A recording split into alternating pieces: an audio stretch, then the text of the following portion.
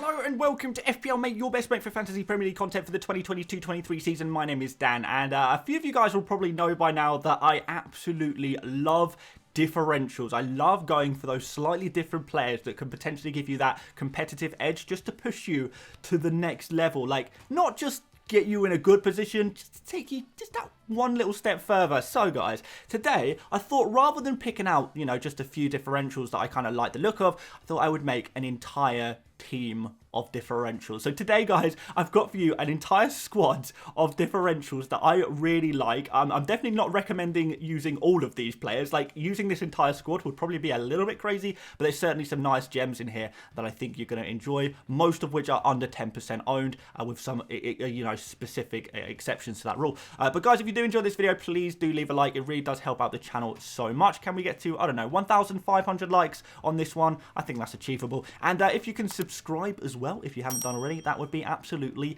hunky-dory. But without further ado, guys, let's have a look at this differential team.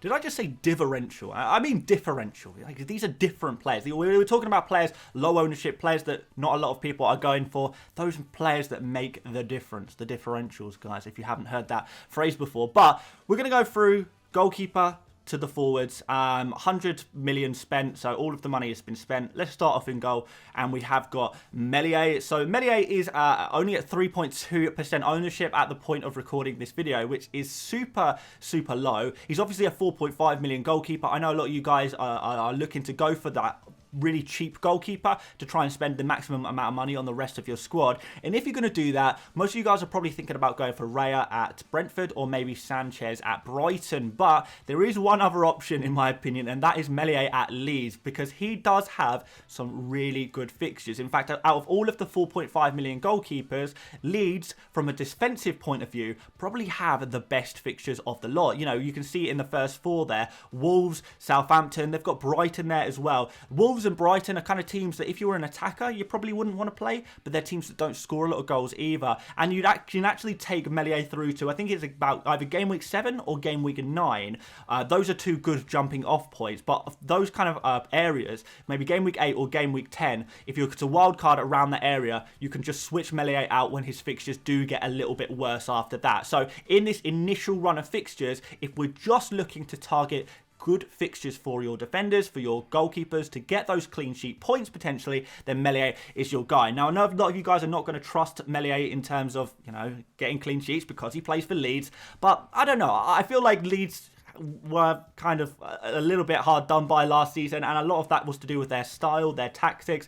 That is looking to change this coming season with the new management and the new signings that are coming to the team. They have strengthened a lot in defence, and hopefully they're not going to have as many injuries as they did last season as well. So maybe they can tighten up in defence, and if so, Meslier could be really good, and if there's any run during the entire season to own a Leeds defender, it is this initial run. Let's move on into defence. We've got Robertson, who is at around 10% ownership at the time of recording. So he is one of the ones I've kind of cheated on, because I did say under 10%. I try and consider a differential to be under 10% owned, but Robertson is maybe even slightly over by the time you watch this video. But he is probably the most differential of all of the premium defenders. Like, when we talk about those really expensive defenders, lots of people are going for, the likes of Reece James. They're going for Trent Alexander-Arnold, maybe Van Dijk, maybe, Cancelo, obviously, Diaz.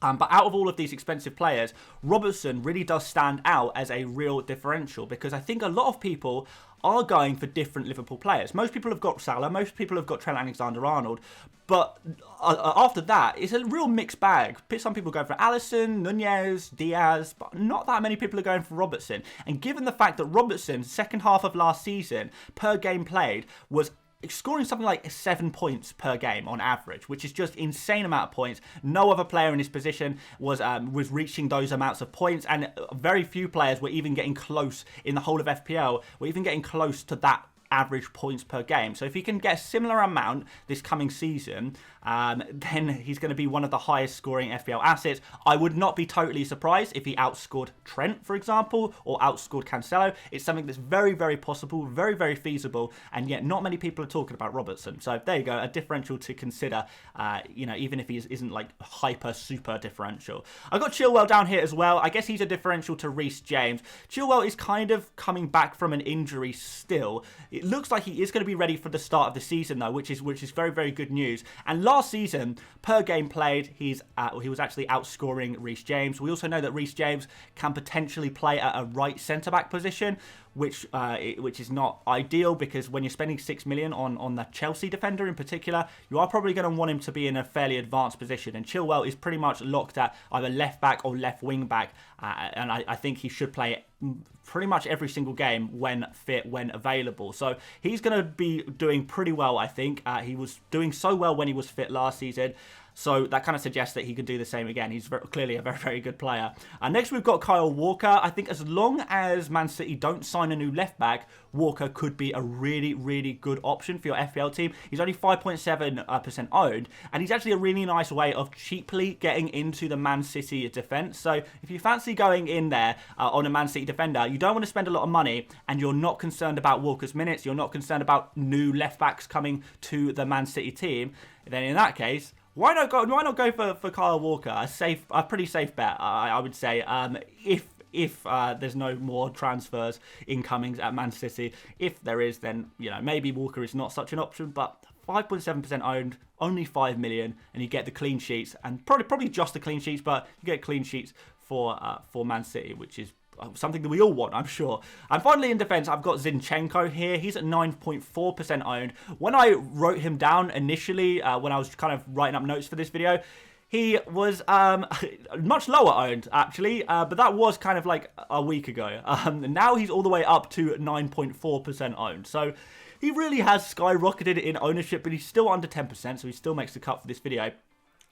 It looks like Tierney might not be fit for the start of the season, and I kind of want to use this opportunity just to dispel all of these things that people are saying about Zinchenko. Like, he's here to be, he's at Arsenal to play backup, to play second fiddle. He's, only going to ever play at left back when Tierney's fit, he's going to be on the bench. None of this is true. There's been loads of talk about Zinchenko playing in midfield for Arsenal. He's spoken personally about the fact that he wants to play as a midfielder. That's where he plays for Ukraine. And again, people say, oh, midfielder, he's just going to play as a defensive midfielder. No, he would play as a number 8 and maybe even occasionally a number 10. That is the position he plays for Ukraine, remember? So yeah, you've got a player who will play at left back, playing, hopefully fairly advanced in that left back position, getting in crosses, getting those clean sheets, and maybe as well getting a decent amount of game time playing in an 8 or a 10 position for Arsenal. And you still get the clean sheets, you get the insane points for goals if he scores any of them, and his underlying stats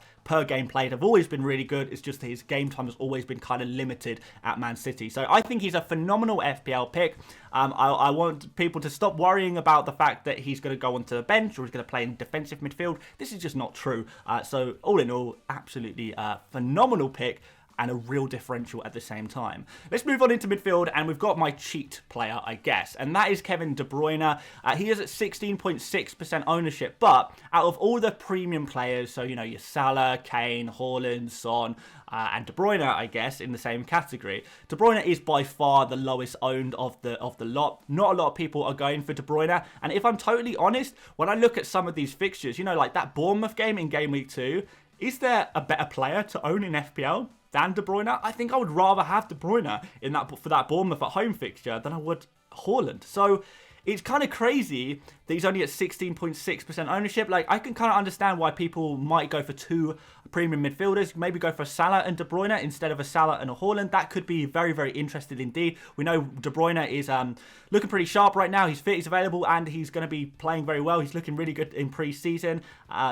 Lots of hype around him at the moment, around the Man City training facilities, camps, and stuff like that. So yeah, real differential in terms of premiums, not in terms of the overall balance, but like, he could be a really good pick that not a lot of your friends, not a lot of your kind of mini league rivals are going for. Kind of interesting one. Next up, we've got Raheem Sterling, 10 million, which is a kind of an awkward price point, which probably is why he's only at 6.8% owned. So a little bit differential there in terms of a player, but he has been brought into Chelsea to be that new attacker. Like, crucially, over the past couple of seasons, we have known that Chelsea are kind of lacking a real goal scorer, and that's exactly what Raheem Sterling is. He is a goal scorer. He's a player that every season kind of gets 15 goals a season, 20 goals a season, maybe in all competitions, and he's capable of scoring a lot of goals, even in limited playtime in the Man City team. So maybe if he's playing a little bit more football for Chelsea, like, he's very much going to be the main man. Surely this is a top tier signing. He should be playing most, if not all, of the games for Chelsea. We've not seen a Sterling play a 35, 36, 37, 38 game season in well, ever, I don't think. I can't remember one. So what can he produce in a season like that? Like, with that many starts under his belt? Possibly like 20 goals a season. Like, he is that good. Stats suggest that if given enough game time, he will score that many goals. Maybe he'll lack a little bit of the creativity around him he had at Man City, but look, this is a really interesting one, and I think a lot of people are put off by his weird price at 10 million, because most people are either going for 8 million midfielders or 12 million midfielders, and nothing really in between, but I think it could be a differential that could really work out quite well. Next up, we've got Bowen, a player I've spoken about quite a lot, one of the highest scoring players, one of the very highest scoring players last season, so I think a lot of people have kind of forgotten about that. People have looked at the price that's gone up, people have looked at the Man City opening game, and kind of just forgotten that Bowen was actually, like, one of the very best FPL assets you could possibly wish for last season, and the second half of the season in particular, maybe just before Christmas, there onwards, was pretty much essential until the double game week started coming out, and everything kind of went a little bit messy. But even during that time, Bowen was scoring like crazy, getting super high scores every game week. Like, he was an insane FPL asset, even at 8.5 million. If he gets a similar amount of total points that he did last season, he will be well worth that 8.5 million. He will be well worth, because he'll be outscoring, the likes of many other premium players who cost more than him. So, yeah, I like this one. Nailed on. I think decent fixtures after that Man City game. Capable of playing against Man City as well in the counter-attacking style. If you have faith in West Ham, if you have faith in Bowen, could be another good season for him, and a real nice differential as well. And finally, we're going to finish off the midfield with Jack Grealish, who is kind of being spoken about as the left winger for Man City. Like, in pre-season and at the end of last season, he was just looking really good. He's looking really good at the moment. He's looking really sharp, like in the friendly game. Like, at left wing, I think he could be the new main man at Man City at left wing, which is kind of crazy. We do see a lot of the time with Pep Guardiola's Man City players that he brings in. Usually the first season is kind of a bedding in season, and that second season is the time where a player really explodes onto the scene. So could that be, could that be what's going to happen with Grealish? We know how good he is as a football player. We've seen it at Aston Villa. We've seen it in spells and in sparks at Man City as well, and obviously for England as well. Could be absolutely insane. And if you're looking for a way to get into that Man City attack, but you can't quite afford the likes of a De Bruyne or a Haaland, then Grealish is possibly the way to go. I would say, probably, I would rather have Grealish than a Mahrez or a Foden. I think Grealish is probably a safer bet than those two guys at this point. So, interesting one. Very low ownership at 5.1%. I think this could be the magic wand way into the Man City attack, but just be prepared for a little bit of Pep rotation. That's just what he does. He trolls us. And let's go up front, guys. We've got Jamie Vardy. He had to get a mention here. Again, low ownership, probably because of his weird price point. There's not really too many players around the 9.5 million mark, so like it's difficult to fit him in, I guess, and it's difficult to be flexible with a player like Vardy in your team as well, because who do you transfer him to? It's kind of difficult, isn't it? But yeah, a player who, when he does play, performs phenomenally. We've kind of seen over the past couple of seasons. Last season, he had some injury problems, but whenever he was fit, and right now he is fit, he just absolutely lit up the Premier League. He did, he's scoring so many goals, getting a couple of assists as well, and just doing really well. He's on penalties, which is really good to see as well, and he's a player who will get you FPL points whenever he plays. It's just always been a case of when is he going to play, and we're seeing that more and more as he gets a little bit older. Kind of Patson Daka and Kelechi Iheanacho coming into the Leicester team as well. Vardy's minutes potentially reduced. Can there be a bit of rotation there? Of course. Now, the one concern I have about Jamie Vardy is that last season, I know typically people think of Vardy as fixture proof. You know, he'll score against the very best, he'll score against the very worst, he'll score against anyone. Last season, we did see a strong weighting towards Vardy scoring against the weaker teams. And in the opening 4 fixtures, Southampton is the only team there that I can see Vardy going nuclear. I know he likes a game against Arsenal, and you probably fancy him against Chelsea as well, based on historical stuff. But I think as he's kind of aged a little bit, he does prefer those easier fixtures, I guess. But that's just an observation by me. I don't know if that's actually going to turn out to be true or not. It's just something I kind of noticed there. But certainly a player that not a lot of people will be going for. Really interesting differential once again. 4.8% ownership. Could you be one of those? 4.8? Maybe. And finally, up front, we've got Kai Havertz. 8 million and 4.6% owned.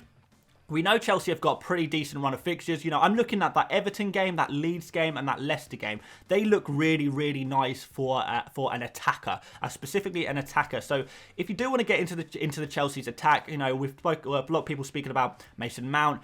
Maybe you're fancying Raheem Sterling. Not too many people are considering Kai Havertz, though. I don't know, maybe that's because people prefer Gabby Jesus at the same price. But Havertz, you know, when he was playing, at the times he was playing, and when he was playing as a striker, and when he was kind of nailed on, he was doing quite well. I don't think he was kind of that bad. I thought he was scoring he was scoring a decent amount of goals. He was certainly getting a lot of opportunities. He was a little bit wasteful, and his finishing wasn't always at his best. And I know a few people have been trolled by Havertz, but he's actually had some really good games, particularly against some of the weaker opponents. We've seen him go kind of crazy. Maybe not that Norwich game.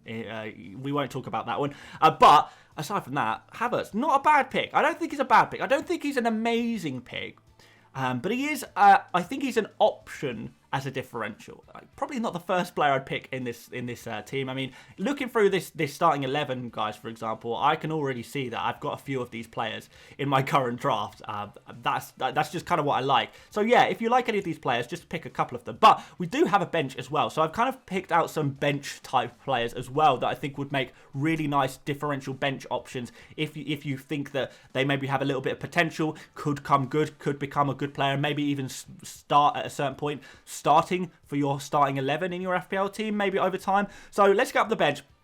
We got Olsen in goal there. I think I've spoken about Olsen quite a lot, but basically he's had a good pre-season, and you know, some people are talking about him playing over Martinez. Very, very unlikely that happens at Aston Villa, but you know, there's no other good 4 million goalkeepers anyway, so you maybe take a punt on this. Quick shout out to Ward at Leicester, who's 4 million, with Schmeichel potentially leaving Leicester. But I mean, it looks like if Schmeichel was to leave Leicester, Leicester would be looking to get a replacement in there. So yeah, but I just wanted to quick mention on that one, just in case anyone kind of wants to talk about that. We've got Almiron, who is having an absolutely flying pre-season. I think he scored 4 goals in pre-season, which is pretty mad. Newcastle have been unable to buy a new right winger, so it looks like for the start of the season, at least, for the initial period of the season, maybe until January, maybe then another signing comes in. But Almiron is probably, Newcastle fans, tell me if you agree or not, but the ones I've spoken to so far think that Almiron is going to be the primary right wing midfielder for